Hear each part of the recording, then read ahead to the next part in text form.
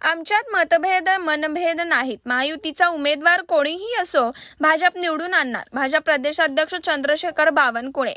कोण कुठे उभा राहणार, कोणती जागा कोणाला मिळणार याचा निर्णय केंद्रीय पार्लमेंट कमिटी, राज्यातील महायुतीचे 3 नेते आणि इतर घटक पक्षातील महत्त्वाचे नेते हा निर्णय घेतील। आमच्यात कुठेही मतभेद नाहीत किंवा मनभेदही नाहीत। उमेदवार कोणी जरी असला तरी प्रत्येक जागेची जबाबदारी ही भाजपचीच असेल। लोकसभा प्रवास अंतर्गत बावनकुळे हे ठाण्यात आले होते। राज्यात महाविजय 2024 ची तयारी सुरू आहे। त्यानुसार राज्यातून 45 खासदार 51% मते घेऊन मोदी यांना तिसऱ्यांदा प्रधान करतील असा विश्वासही त्यांनी यावेळी व्यक्त केलाय। 51% मते ही भाजपची असतील, मग महायुतीचा उमेदवार कोणी असेल त्याला भाजपकडून आणेल असंही ठामपणे त्यांनी सांगितलंय। ठाणे असेल किंवा कल्याण, डोंबिवली असेल अथवा राज्यातील इतर ठिकाणी कुठेही कोणामध्ये मतभेद नाहीत असं त्यांनी स्पष्ट म्हटलं। ठाण्यात 600 वॉरियर्स हे 3.5 लाख घरांपर्यंत तसेच जनतेच्या मनात असलेले गैरसमज दूर करतील असंही त्यांनी म्हटलंय। मराठा समाजाला आरक्षण मिळावं ही सर्व पक्षांची इच्छा आहे। यापूर्वीच मराठ्यांना आरक्षण मिळालं असतं, मात्र उद्धव ठाकरे यांनी केलेल्या चुकांमुळे ते आरक्षण मिळू शकलेलं नाही। मात्र आता आमची भावना हीच आहे की मराठा समाजाला आरक्षण मिळावं, परंतु हे आरक्षण देत असताना इतर समाजाच्या आरक्षणाला कुठेही धक्का लागू दिला जाणार नाही असंही भाजपचे प्रदेशाध्यक्ष चंद्रशेखर बावनकुळे यांनी व्यक्त केलाय। असा आहे की पक्षादेश जर विनयजीला भेटला, तो संजयजीला भेटला, रवी चव्हाणला भेटला, बावनकुळेला भेटला, पक्षादेश आहे आणि त्यामुळं त्या पद्धतीने चालतं।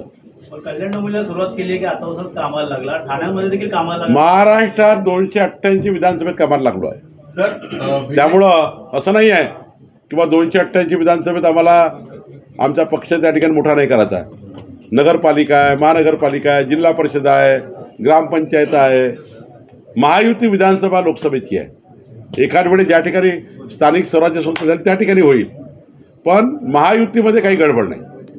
288 ज्या वाटप होतील त्याप्रमाणे करू, लोकसभा वाटेल त्याप्रमाणे करू, पण महायुतीत काही गडबड नाही। भाजप पूर्ण ताकद लावेल। स्थानिक स्वराज्य संस्थेला गडबड होणार नाही, पण एखाद्या वेळी जर स्थानिक स्वराज्य संस्थेमध्ये एखाद्या केसमध्ये असं झालं की बाबा मैत्रीपूर्व लढा लागलं, त्या केसमध्ये एखाद वेळ होऊ शकेल, पण विधानसभा लोकसभा ज्या आहेत त्या अत्यंत जिकिरीने, म्हणजे पुढच्या विधानमंडळात 225 आमदार महायुतीचे असतील, 45+ खासदार महायुतीचे असतील, याबद्दल आमची पूर्ण तयारी झाली आहे। सर्वपक्षीय बैठकीत ठरलं, 13 कोटी जनतेच्या सर्वपक्ष बैठकीला जेव्हा एकनाथ शिंदेजीकडे आले, बैठक झाली, त्या बैठकीने ठरलं सर्व पक्षांचं की मराठा समाजाला आरक्षण दिलं पाहिजे। भाजपाचा पूर्ण पाठिंबा आहे आणि सर्वच पक्षांनी पाठिंबा दिला आहे।